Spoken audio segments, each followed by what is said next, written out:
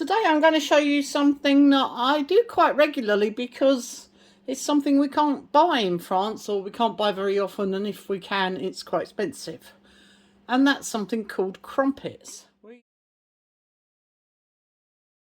We English love our crumpets with some melted butter on, or some jam, or even some Marmite or Vegemite.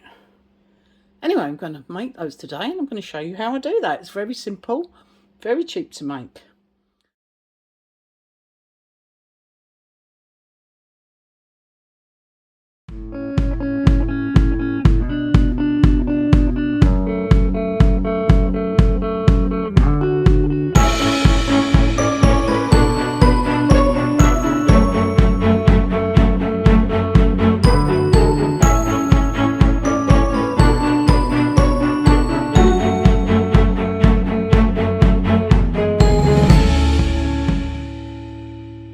Very cheap to make. So what are the basic ingredients? Well, the basic ingredients is plain flour or all-purpose flour. Doesn't have to be an expensive one. A little bit of sugar, a little bit of salt, some yeast. I'm using fresh, but you can use dried as well, and some baking powder. And then apart from that, there's some warm water and a little milk. And there will be some melted butter for greasing the rings. Anyway, let's get started. Now, I'm making quite a big batch today, but I will give you the recipe to make 12 crumpets, and those will be a fair-sized, decent-sized crumpets. But I'm going to actually make a batch enough for 30 crumpets today, so I'm doing 2.5 times my 12 crumpet recipe. And we're going to start with the dry ingredients. I've got my bowl on my trusty scale. I would normally use for 12 450 grams of plain flour, so I need to times that by 2.5. Right, I need good maths here. So 2 would be 900 and another 225. So I'm looking for 1125 grams, or 1 kilo 125 grams. So I'm just going to put that straight in. This is actually about a kilo bag, so I might need to find another bag. Yeah, and we're just going to need... Oh no! Oh! We're there. Oh, look at that. Actually, there's 3 grams too much, but I'm not going to waste it. Right. So, and along with this flour, I'm then going to add the rest of the dry ingredients, which is the salt and the sugar. And if you're using dried yeast, that would be your dry yeast. So, oh, and the baking powder. Normally there would be 3 teaspoons of baking powder for 12. So, I'm doing 2.5. So that will be 7.5 teaspoons. Now, usually I will separate it from the yeast, so I tend to put these in different areas. 1, 2, a little bit crunchy. 3, 6, 7, half. About half. There we go. So 7.5 teaspoons of baking powder. Then I would normally use 1.5 teaspoons of salt.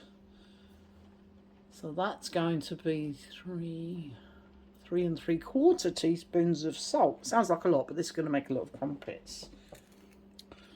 Right, now this is why I would separate the ingredients, because I would keep the salt separate from the yeast because it can kill the yeast.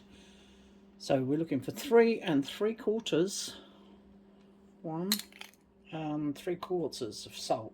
So that's in that area there. For 1¼ teaspoons of sugar for 12.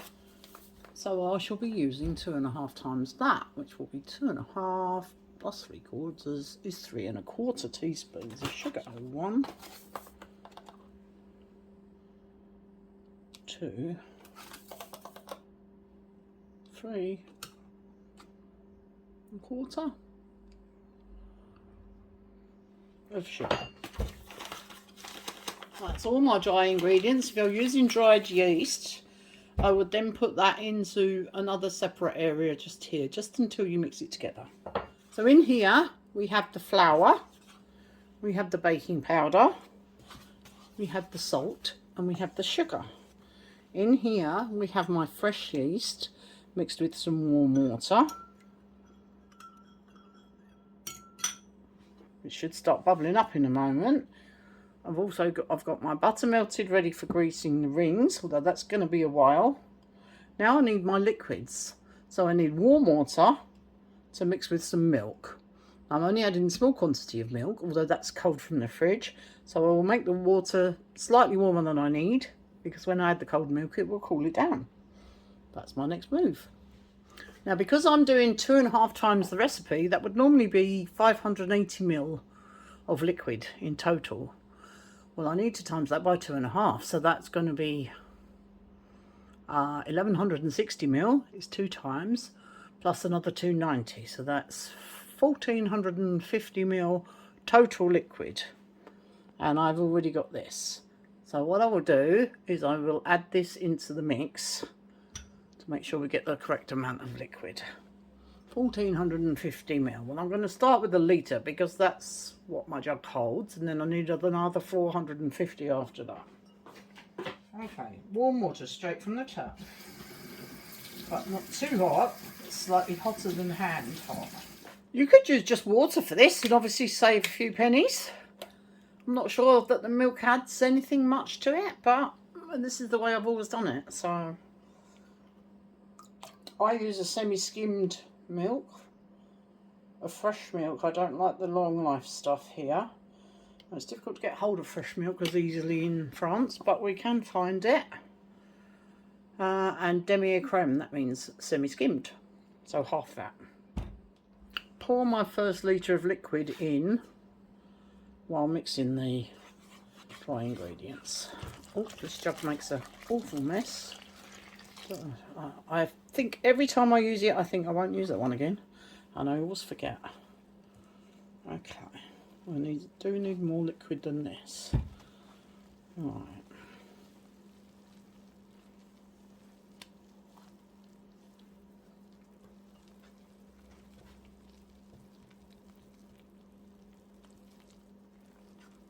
As you can see, it's making quite a sticky batter.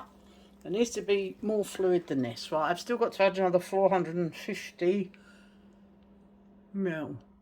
Ah! Right, I think Tanny might have fixed our ice machine which stopped working. So that was what I was laughing at. It's just come and shown me a big ice cube through the window. He's fixed it by turning it upside down and leaving it for a few days, and then turning it upright and leaving it for a few days. So if you have an ice machine that's not working, it's worth a try. Final 450.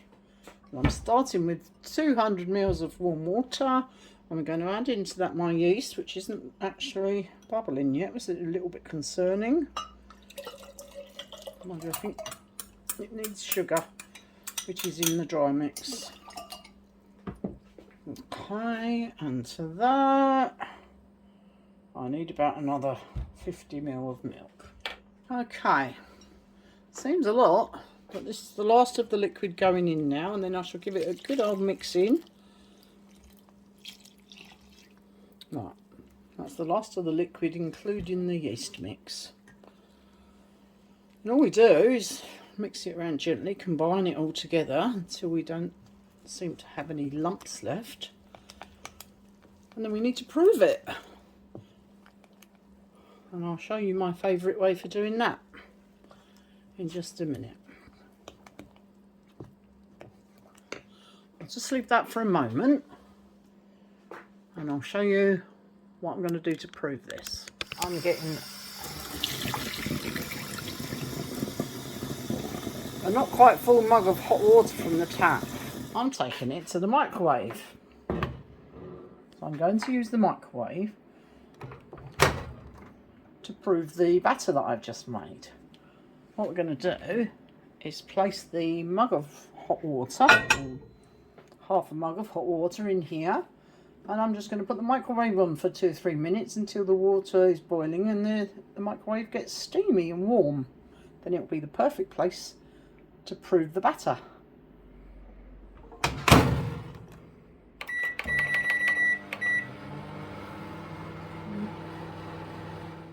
What I'm going to do now is continue to mix it up. You could sieve the flour in if you wanted to, but any lumps here will just disintegrate as they get softened by the liquid. Oh yeah, already you can see the bubbles forming already, so that's good. I know my yeast is working. Right, I'll come back when I finish mixing.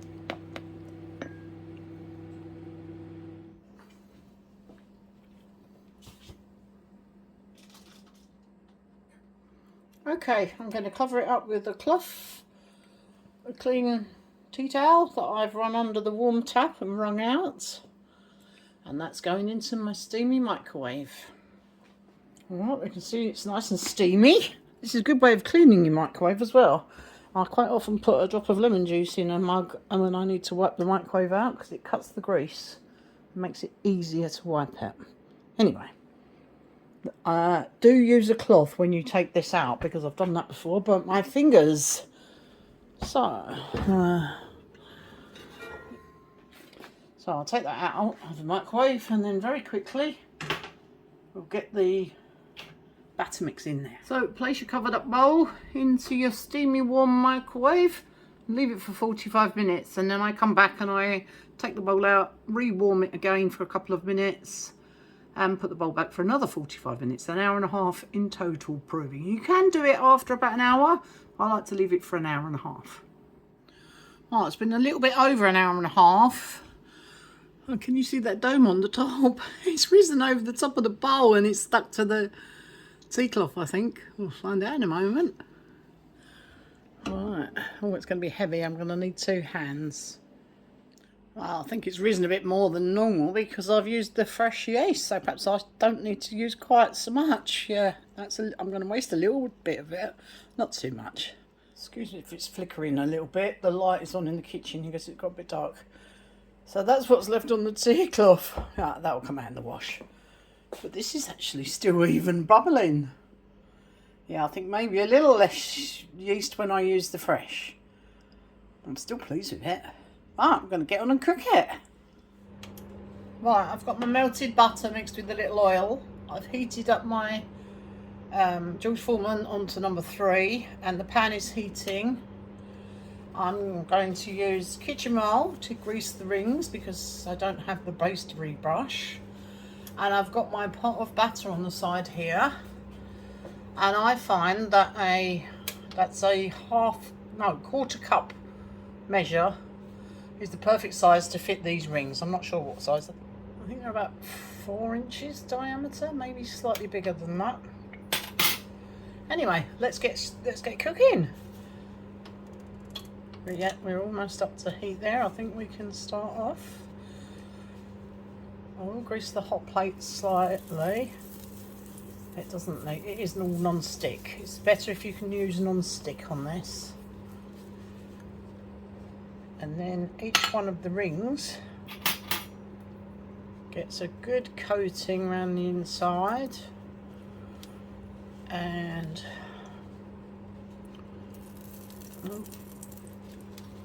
around the edge of the bottom. So try not to let them stick. We've got a long way to go. Right, I can get 4 of these on the hot plate and 2 in the pan. I've only got 6 rings at the moment anyway, but you could use more pans or a bigger hot plate. Spread a little bit inside each one. That will build up on the plate as we go along. Anyway, right, we're ready to put the batter mix in. So I just scoop in roughly a quarter of a cup. Dollop it into the middle. Try not to get it on the sides because it will spread itself out.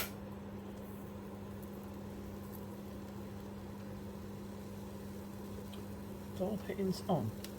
It's actually not quite as runny as normal. I'm going to add a touch more. They will rise up though, so you don't want them much more than half full. Right. So yeah, what we're aiming at is about 2/3 full. And they will carry on rising as they cook. I do like to turn the rings round as soon as they've attached it. They sort of attach themselves in the ring, because the heat on here is not always completely the same. And what we're going to do is we're going to just cook these gently for a while until this firms up. I'll show you what I mean. It becomes a bit almost translucent on the top, but as we get a bit nearer that process, we're going to start popping some of these holes, these bubbles, which are going to make the holes. It's a very satisfying thing to do. So all I'm going to use to do that is a bamboo skewer and a piece of kitchen paper to wipe off the edge of the skewer. Oh, I don't think we're quite there yet. Oh yes we are. So as you can see, when I pop some of these bubbles, it leaves a little hole in the top. And this is what we want, because English crumpets are usually served hot with butter, and the butter melts into these holes. Now if you do this for the first time, you'll have to judge your heat yourself. We do want them to cook through reasonably quickly, but we don't want to burn them on the bottom, although they will be cooked. But once you've done it a couple of times, or cooked a couple of crumpets, you'll get to know your own stove, your own equipment.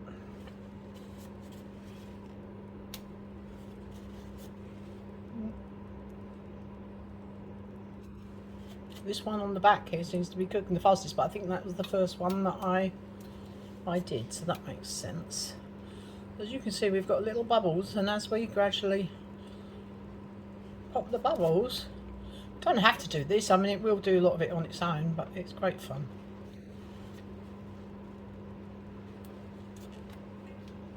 It adds to the overall look of them as well.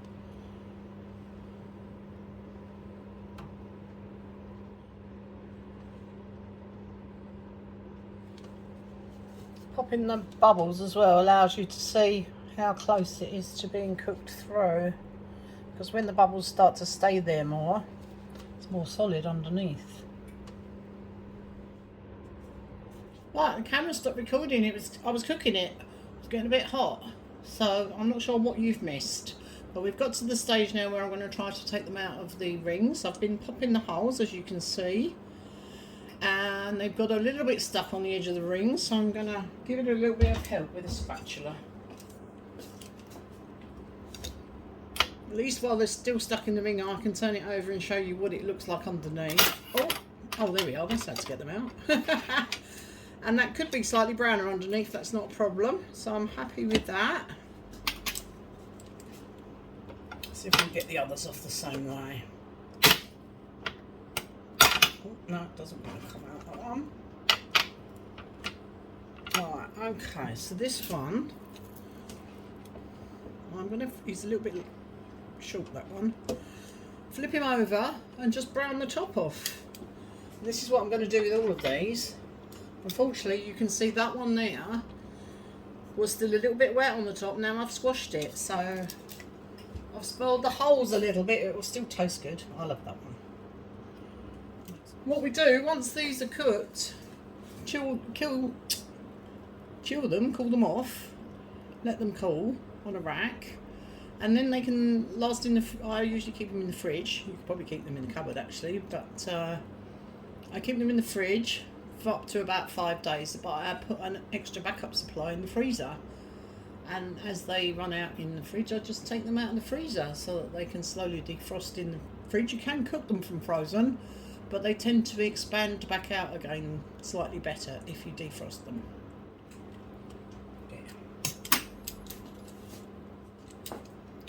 Should be done. Yeah, that's it. That's browned enough on the top. I'm just going to leave it on there. Cook a little bit more on the bottom actually. Right, that one's not. Right. Okay, I'm going to cook these for a couple more minutes on the bottom. We're almost up to the highest heat. Right, get that back up to the highest heat. Well, the camera cut out again. I think it's because it's getting too hot, because obviously I'm trying to park it over the top of the oven while I'm cooking. Anyway, I've taken some out of the pan. I'm just about to put the rest on the rack to dry out, to cool off.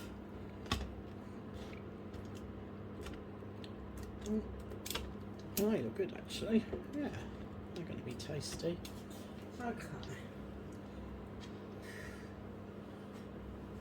I've just pulled the oven shelf out and left the oven door open slightly so that I can use that as a...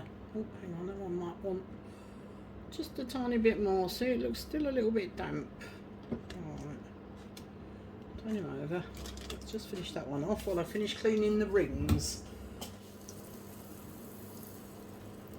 Maybe I should use the half measure. Perhaps that's what I used last time. Never mind.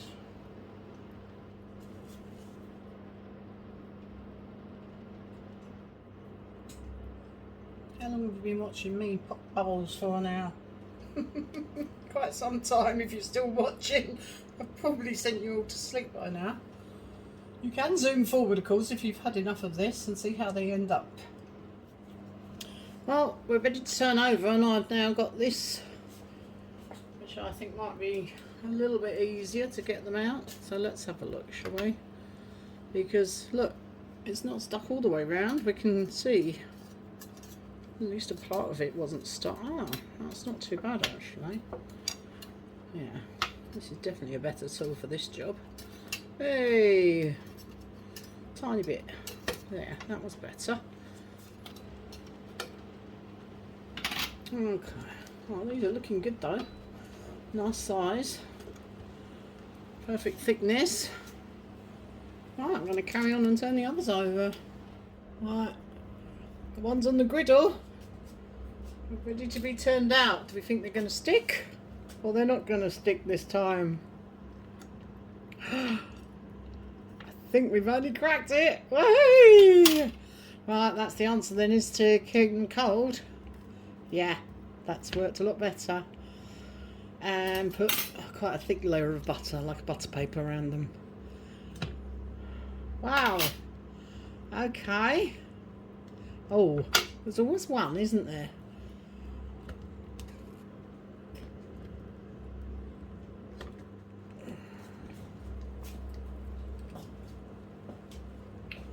Now, how much do we think this one is stuck? Oh, I don't know if I got that because the camera switched itself off, but they unstuck themselves. Hey, tiny bit of help. They're looking beautiful. Yeah.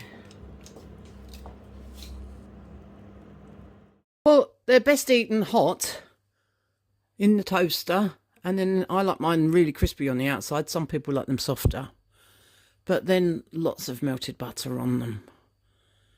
And you can see all those holes that we made. They soak, all the butter drips down into those holes. Lots of other ways to eat them, of course. And if you're English or British, you'll know crumpets anyway. So let me know how you like yours. We sometimes have ours with jam on. Or Tony likes some cream cheese on it. And I quite like them with grilled cheese on. I pop them in the air fryer. I pop a couple in the air fryer with some cheese on the top, and that makes a lovely snack. And we also sometimes have them, instead of having beans on toast, we have beans on crumpets. That's also very tasty. And these only cost pennies, and they're so much nicer than the shop bought ones. So do have a go and make some. Anyway, thank you all for watching. And please click the like button if you like my crumpets. And leave us a comment. Let us know whether you make them. If you'd like to support the channel, you could buy us a coffee. But just watching helps us. So thank you all for that. And we'll see you again really soon. Bye for now. Yummy.